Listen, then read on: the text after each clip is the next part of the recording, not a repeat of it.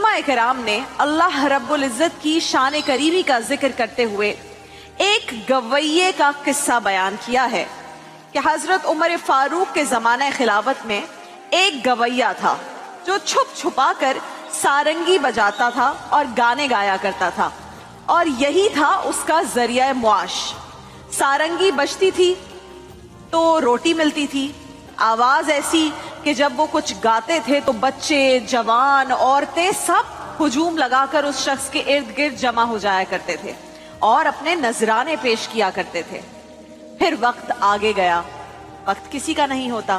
वो शख्स बूढ़ा हो गया।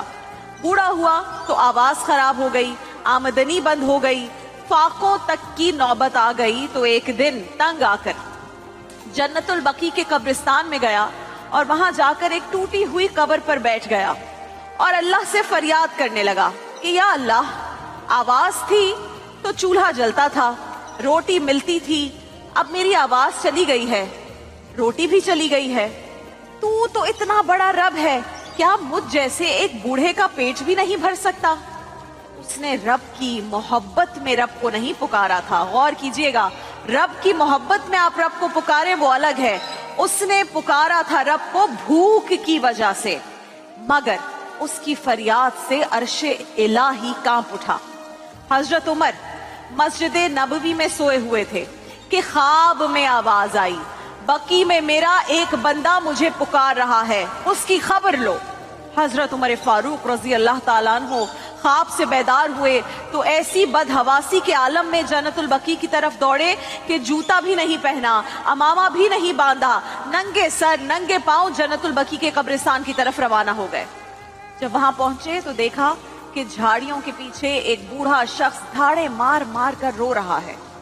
आपके कदमों की आवाज सुनकर उस बूढ़े गवैये ने जब मुड़कर देखा और देखा कि हजरत उमर सामने है तो देखकर उसके औसान खता हो गए, परेशान हो गया। वो उठकर भागना शुरू हो गया कि उमर आ गए हैं, ये तो दुर्रे मारेंगे कि एक गाने बजाने वाला मुसलमानों के कब्रिस्तान में आखिर कर क्या रहा है।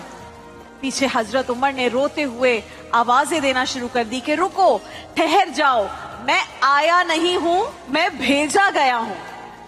तो वो शख्स हैरान होकर कहने लगा, किसने भेजा है आपको? हजरत उमर ने कहा कि जिसको पुकार रहे थे उसी ने मुझे भेजा है। परेशान मत हो, मैं तुम्हारे लिए बैतुल माल से वजीफा मुकर्रर कर दूंगा। बस इतना सुनना था कि वो बूढ़ा जमीन पर गिर गया।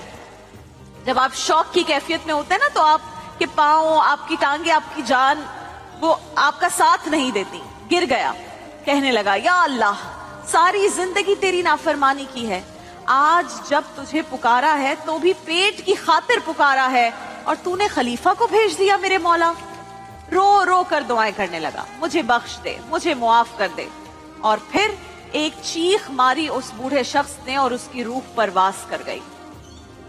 हजरत उमर रजी अल्लाह ताला अन्हु ने उसका खुद जनाजा पढ़ाया और खुद अपने हाथों से उस शख्स को कब्र में उतारा। अल्लाहु अकबर।